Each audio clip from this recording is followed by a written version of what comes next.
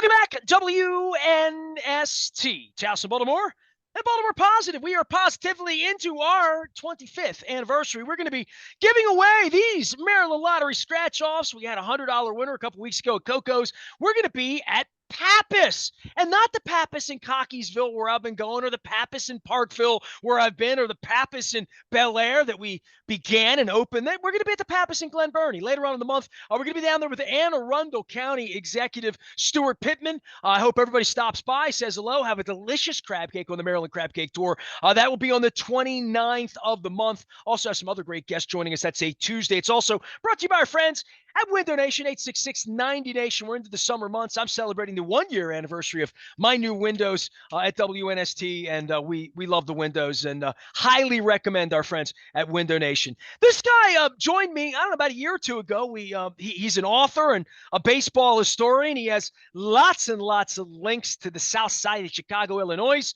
And I, still go there and get a pizza from time to time. My last name's on the wall at the Comiskey, so I love that part of it. David Fletcher's not only a doctor, he's also a baseball historian and author. Really, when it comes to the history of the game, David, I had you on talking about the Dick Allen and the South Side of Chicago and maybe a little bit of Phillies and why he's not in the Hall of Fame. You did a book on that.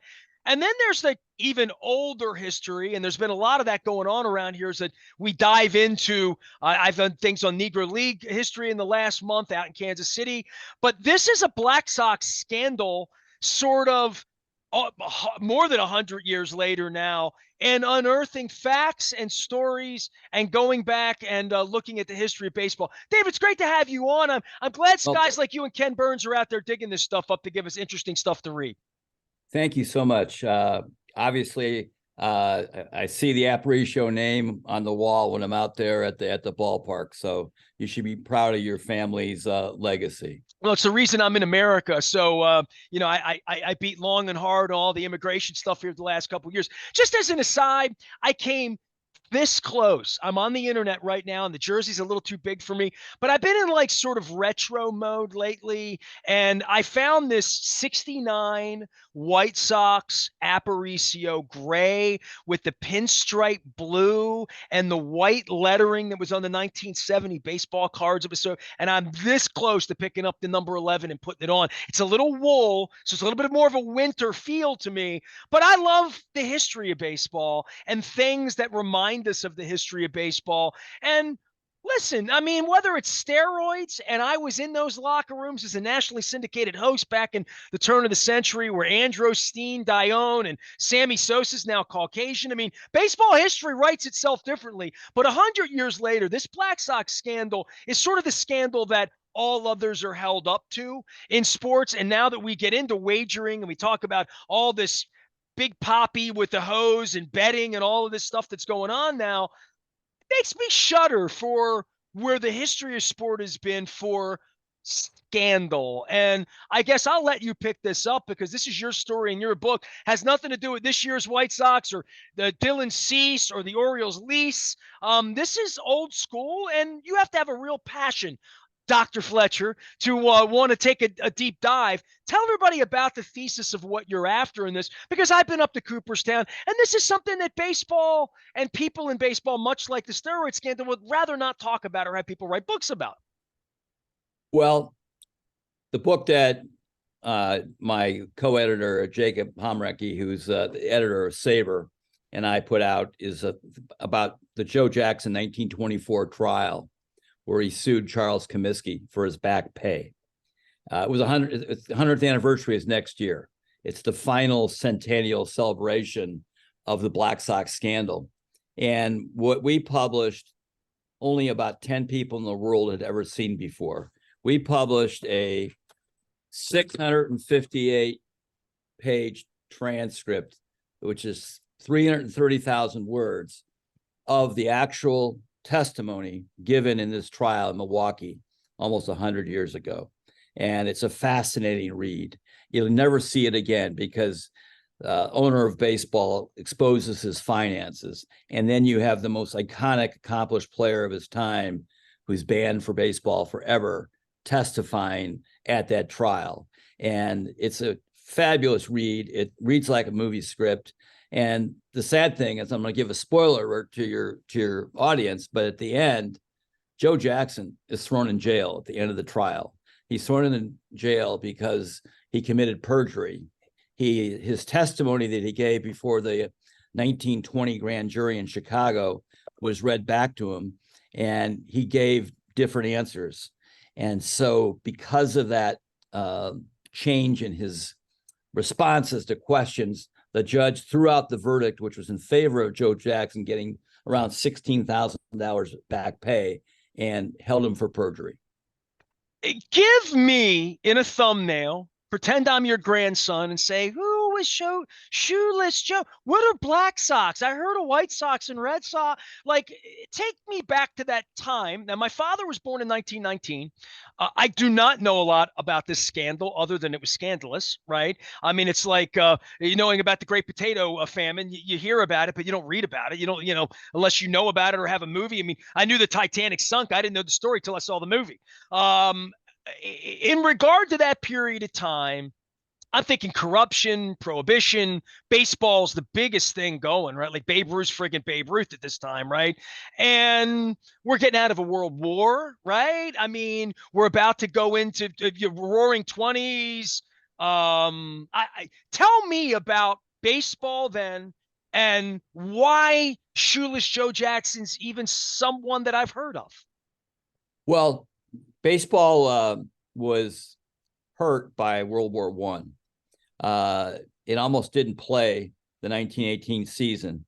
They ended up having a shortened season. The season ended that year in early September of 1918. That's when the Chicago Cubs won the National League pennant, but they played the World Series at Comiskey Park against the Red Sox.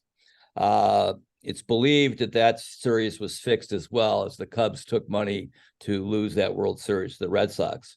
And in fact, that was the idea for Eddie Seacott, one of the White Sox pitchers, to pitch to gamblers about that his teammates could be had if he would pay them money to lose the World Series. So coming out, how much money were they making, and how much money was the bribe? I mean, and again, all of this sounds like funny money when you say $100. You do that for $100 was, probably 10 weeks pay for a lot of people in this country at that time, right? You're correct. I mean, the ball players' salaries were low, but they were still bigger than everyday Americans. Joe Jackson in 1919 was making $6,000, even though he was with a premier player. Eddie Collins, who's second baseman, was making $15,000. He was one of the highest paid players in baseball at that time. But they had small salaries, and so they were being offered $20,000 a piece to roll on the World Series, which was a sizable amount of money. And Eddie Seacott, who was the ringleader along with Chick Gandil, he ended up using his money to pay off his mortgage for a farm in Detroit. It was all motivation by greed. Okay, so they lost. They threw the World Series. They got paid by the mobsters, right? That all this happened, right? How did they get caught? Well, how they got caught was that it was pretty well known that even before the World Series had started, that something was going on. The betting odds had changed. The White Sox 1919 team was very dominant. They had won the World Series in 1917. 1918, a lot of the players, including Joe Jackson, served in the naval shipyards rather than military service. So their team was decimated in 1918. 1919, they're a fabulous team, and they won the World Series, won the American League pennant to play the Reds in the World Series.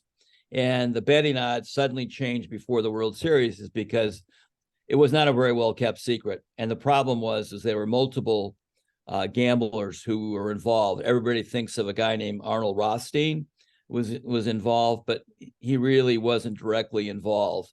And so you just had a lot of rumors swirling around, and people didn't keep their mouths shut. And so it was kept under the hat until about September of 1920. The World Series ended October 9th, 1919. The White Sox lost game 8. So the series was a 9-game series. So they lost 5-3 games. There was reports in a local horse racing publication called Collier's Eye that did name names right after the World Series, saying what players had been reached, what kind of money they gotten, where the payoff was. But that publication was ignored because it wasn't mainstream. And baseball did their best to keep this buried, to not bring the scandal to light. And it didn't come to light until late 1920 season when William Veeck Sr., who was the president of the Cubs, brought the attention of a fix that was being done between the Cubs and a Phillies game. And that started a grand jury investigation about baseball and gambling. And because of that grand jury that was convened in Chicago, that led to the exposure of the players who were involved in the Black Sox scandal. The first person to actually testify was Eddie Seacott, and then it was Joe Jackson. This is on September 28th, 1920, and the final day was Lefty Williams. Those three actually testified before a grand jury and admitted that they took money for this participation in the plot. You know, it's interesting. I think Chicago, 1919, 1920, 1921, you know, first thing that comes is Capone, right? And I'm like, I wonder if, yeah, I mean, Capone was right there, right? Like, and I think about Chicago being mobbed up at that period of time and how ball players would be a target for this. This book that you've put forth and this tomb of information from this trial that it got to this point, tell me what Shoeless Joe was looking for in regard to money after the fact of his guilt, right? I mean, he was guilty, right? He was guilty. He took the money. There's no doubt about that. He took the money, and actually talks about, his wife testifies as well. What they spent the money on was his Joe Jackson's sister's medical bills, ironically. Wow. Okay. And they. So he's known as this bandit person, but he was not an awful human, right? He was not. He was a great baseball player, right? Well, he's third best batting average of all time, 356. So I mean, I think it speaks for itself. He would be spoken of like Babe Ruth and like Lou Gehrig in not a purgative way had he just been a ball player on the back of his bubble gum, his Gowdy card. That's correct. That's correct. You know, he still had several years ahead of him with his career. I mean, he was one of the best players, natural swing. Babe Ruth said he copied his swing off of Joe Jackson's swing. But he basically got caught up in this. He was somewhat used. He wasn't a ringleader in the fix of the 8 players. They needed his name. When he confessed, he always said he played to win, but he did tell the grand jury's judge, Charles McDonald, who did testify in his trial, and as in this book, they didn't always play his hardest during the World Series, but he had a fabulous World Series. Batted 375, was the best average in the series, had the only home run in the World Series. But so he wasn't tanking. Well, his statistically, he wasn't tanking. And in fact, what's interesting about how the case is laid out is they have expert witnesses, which are AP reporters, talk about his play, and they did not see anything was suspicious. Obviously, he testified he did not do anything to take away his team's ability to win. So that was. How did they lose? How did they throw it? Well, I mean, how do you throw a 9-game series? Well, how you throw a 9-game World Series is, two of the players they had were their pitching staff, and so one of the problems, again, you talk about World War I, the times, just like now we're coming out of a pandemic. In 1919, we're coming out of the pandemic of the Spanish flu in 1918, 1919. And the star pitcher, Red Faber, who won 3 World Series games against New York Giants in 1917, had gotten flu in the Navy.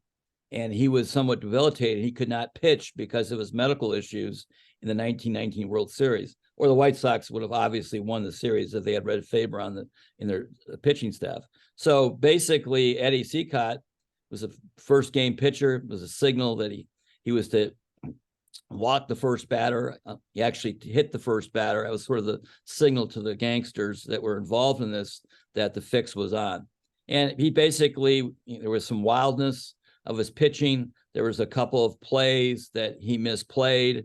It's not obvious. It's subtle. In fact, there's actually film that came out a few years ago that actually shows one of the famous plays in 1919, the first game, where you really question about, was this deliberate or not? So basically the pitching, and they didn't have anything on the ball. The catcher, Ray Schock, who's in the Hall of Fame for the White Sox catcher, he got, in the face of Eddie Seacott the first game. Second game, Lefty Williams, he had one inning where he walked a lot of batters. Some of these guys weren't in on it. Yeah, right? a lot of it. Yeah, I mean, you only had 8 players that were in on it. And the other guys had no idea that it happened. Literally, they were pissed they lost the World Series, and he probably more pissed that their teammates took all this money. Yes, and they were ready to roll on their teammates at that point, right? They were kind of, the bunch was called the Clean Sox. And so I'm learning, by the way, if you just tuned in, David Fletcher's here. I just want to promote the book. I love learning because I don't really know these stories. Joe Jackson, Plaintiff v. Chicago American League Ball Club defendant, the never seen before trial transcript from this 1924 courtroom trial against the Chicago White Sox and team owner Charles Comiskey in the aftermath of the infamous Black Sox scandal. So I'm just trying to put the movie together as best I can, Dave. Well, that's understandable. I mean, it's a very complex story, but it's a basic story of greed and American heroes that become somewhat tainted. The whole story of The Natural was sort of fashioned after the Joe Jackson character of being tainted by gangsters, and so sort of like a Robert Redford-esque type of situation. So it's a fascinating story. The other pitcher, Lefty Williams, he lost 3 games in the World Series, including the 8th game where he was allegedly threatened before the game if he didn't lose it, because the White Sox were coming back. They won game 6 and 7. And gangsters were getting nervous, huh? People were getting nervous because they were coming back. And so that was sort of the pressure on some of the participants in the fix, because the testimony of the players was that they stopped trying to lose after game 2. And so credibly, the only evidence is that the White Sox players who were involved only deliberately lost game 1, 2, and 8.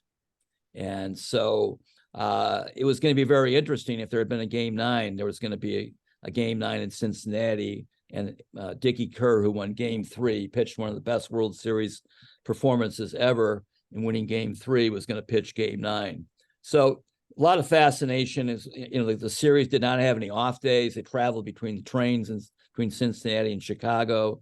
It was a different era. And so this is, inside story about this big scandal. And I think the big thing about it is it really exposes the front office of the White Sox. Comiskey testifies, Harry Grabner, his trusted secretary, general manager, testifies, and even Alfred Austrian, who I call the Michael Cohn fixer for Charles Comiskey, his lawyer, testifies in the trial. And so it's just a fascinating. Was Comiskey in on it? Comiskey was not in at all. Of course not. It was his business. He got decimated. His life was wrecked with this. He always has been blamed for paying low salaries to his players, but actually his salaries were higher than most other American League owners.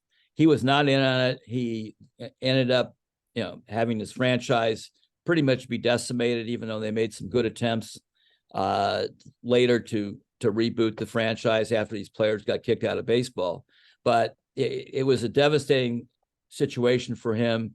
He was a co-founder of the American League, and he had a big feud with the American League president, Ban Johnson, and that had a lot to do with the scandal.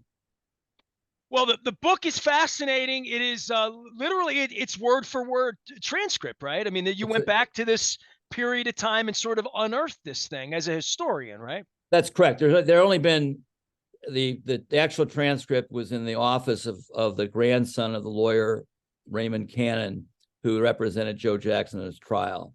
And I had first seen it in 2003. and a copy was given to Jerome Holtzman, the Major League Baseball historian, and I ended up purchasing it from Jerome Holtzman in 2007. And I just decided it was important to get it out there in the public domain. And so we basically, the actual transcript from the stenographer was almost 1,700 pages. Wow. So we double space, baby. double space. Oh yeah. But we put it, in Word. We made some editorial corrections as far as the content, explaining some people who it was. It's very, very fascinating document. We provide background about it. We list who all the attorneys were, the exhibits, and so forth. And it's just it's a great legal piece, right? If you're in law school or you're that person that right. This is, I'm sure it's thick and it's a little real antiquated, thick, right? Yeah, right. Real thick. Thick and a little bit weirdly antiquated, like in 100-year-old kind of way, right? Well, we got another Todd Radom cover. Todd just absolutely just rocks it. He's got this legal-esque cover like this with that. Todd's been a guest. By the way, Todd came in Baltimore last week and went to the game and didn't call me about a crab cake. So phooey on you, Todd Radom. Come on now. He's up in Philadelphia. I'll get him back out here soon. So anyway, this is he always does a great job. But I mean, basically, everyone thinks they know the story about this, about the scandal. And I know I'm educating you, Nelson, but this is the first document out there of all the books on the scandal that really uncovers the truth, is because we actually have the words of Charles Comiskey and Joe Jackson, is what they straight from their mouths, what they told the courts. They're under oath, and we're making this thing public for the first time ever. And this book changes everything about knowledge about this. And it's especially relevant today because of Major League Baseball's embracement of gambling. That's what's so ironic. Well, I mean, Pete Rose thinks so too. David Fletcher is here. You can go check this out. You can find it at Eckhartz Press. That's ECKHARTZ Press. I'll throw a link up as well about this this story. Last thing, because I need to know this, and my audience that doesn't want to Google. How did it end for Shoeless Joe? I mean, I've seen the artifacts and whatnot in Cooperstown. What happened? He went to jail, right? Well, I went to jail for one night. He got released, and he had to come back. He was supposed to then have a trial on his perjury. He never went back to Wisconsin. If he had set foot in Wisconsin, he would have been arrested. And so he stayed out of Wisconsin the rest of his life. And he ended up not getting the money from Comiskey. The jury had awarded him $16,000, didn't get that. And he went back to Savannah, Georgia, and he had a very successful career as a businessman. Even though he was illiterate, he was very smart, and he ran several businesses. Even when he was in the White Sox, he ran a very successful pool hall business. The very, very famous quote Jerome Holtzman said about Joe Jackson was, he may have been illiterate, couldn't read, but he certainly could count. And he was referring to the fact, he did take the money, which, obviously made him guilty as far as part of the participation. Baseball and gambling. It's Big Poppy's got the hose out now. All this stuff's going on. Hey, next time I have you on, and next book that you decide to write that's not about Dick Allen or about I mean, you really are. Sorry, are you working on another project? I bet you always are. I am. We've got a sequel to Chili Dog coming up called Comiskey Park Demo: The Last Years of the Baseball Palace of the World. It's about the whole 1980s and about getting a new Comiskey Park, all the background with that. Really fascinating story. And it kind of starts off with the disco demolition and the winning ugly team, but basically goes to 1990. And then the triptych third part of the series is about the 91 to 94 White Sox. And I even have a Cubs book coming out. Well, I mean, from I'll come out, eat some pizza with you. I'll take you to Pequod's. Absolutely, man. We gotta get Todd out with this because he's my man that does covers. No one does better baseball illustration art than he does. He got involved on my Facebook. Somebody brought his name up because I was literally in a bar. I'm at the Emerald Tavern. It's 11 o'clock at night, and I saw Ohtani up, and they were wearing the Angels, the Nolan Ryan, Frank Tanana, the way God meant for the Gene Autry meant for them to be, with the big A, Angels in the F. They had the throwbacks on. And I put a picture up, and I'm like, who would screw with what Disney person or Artie Moreno would mess with the perfection of the Angels 70s, 80s uniforms? And someone said, well, Todd got involved. And I'm like, I love Todd, but there's nothing wrong with that. And then Todd got into my thread about it. So we got all this stuff going. And when I tell Todd that I think the 69 White Sox, gray and white and blue, so I'll have him on. And by the way, next time I have him on or you on, I hope to at least be wearing that Aparicio throwback that I've been eyeing up for like 15 years and thinking that would look good on me if I could just get it for like under $200. So I'm trying to find it.